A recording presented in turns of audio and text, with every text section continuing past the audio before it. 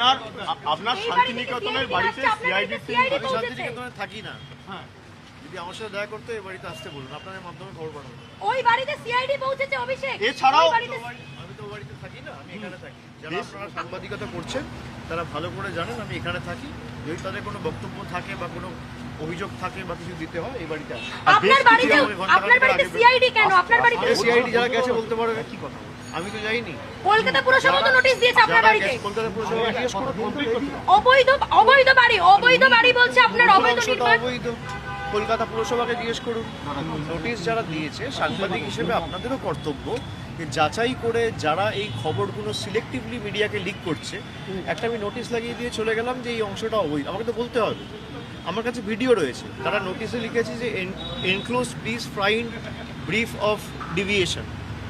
তো সেখানে আমার ডিভিয়েশনের কোন অংশটায় ডিভিয়েশন রয়েছে, কি ব্রিফ রয়েছে, তার অ্যাটাচমেন্টটা কোথায় সেটা তো দেয়নি। আমি এ নিয়ে মামলাও করব, আমার অধিকার রয়েছে, বিচার ব্যবস্থার দ্বারস্থ হব এবং যা লিখিতভাবে আমার যা রিপ্লাই ছিল আমি দিয়েছি, জানিয়েছি। বাকি সিআইডি টিম কেন এসছে, কেএমসি কেন এসছে, কি নোটিশ দিয়েছে, যারা দিয়েছে তারা বলতে পারবে। আপনি কি কিন্তু ওই জাল সংক্রান্ত মামলা এসেছে, আপনি কি ওই জাল করেছেন? অনেকগুলো বিধায়কের বাড়িতেও গেছিল। দাঁড়ান, আপনি প্রশ্ন করলেন রিপাবলিক বাংলার সাংবাদিক যে কেন সিআইডি দিয়েছে, কেন সিআইডি আপনার কাছে এসছে। এবার আপনি বলছেন সইজাল মামলা এসছে, নোটিশ আমি পাইনি, আপনি জেনে গেছেন কেন এসছে। তাহলে আপনারা যখন সব কিছু জানেন, তাহলে সিআইডি যখন বলেই দিচ্ছে তখন আমার তো বলার কিছু নেই। আপনি আমাকে প্রশ্ন করলেন যে কেন সিআইডি আপনার বাড়িতে এসছে, এবার আপনি আমাকে বলছেন সইজাল মামলাতে এসছে। তাহলে সইজাল আমার বিরুদ্ধে যে অভিযোগ, আমাকে নোটিশ দেবে, আমি আইনত লড়াই করব। সিআইডি কি, এতে ইডিসিবিআর কাছে আমি মাথা নত করিনি।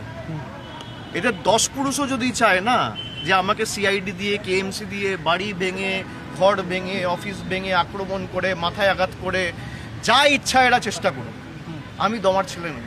আপনার দলের বিধায়করা বলছে, আপনার দলের বিধায়করা বলছে, আপনার দলের বিধায়করা বলছেন আপনি সইজাল করেছেন। আমি ওখানে আমাদের বেলেঘাটার যে পার্টি অফিস রয়েছে, আমাদের ওখানকার নির্বাচিত যিনি বিধায়ক কুণাল ঘোষের অফিসে আমি দেখা করেছি। আমি ওখানেই গেছিলাম, ওখান থেকে এসছি, আমি একটু পরে সোনারপুরে বেরোবো।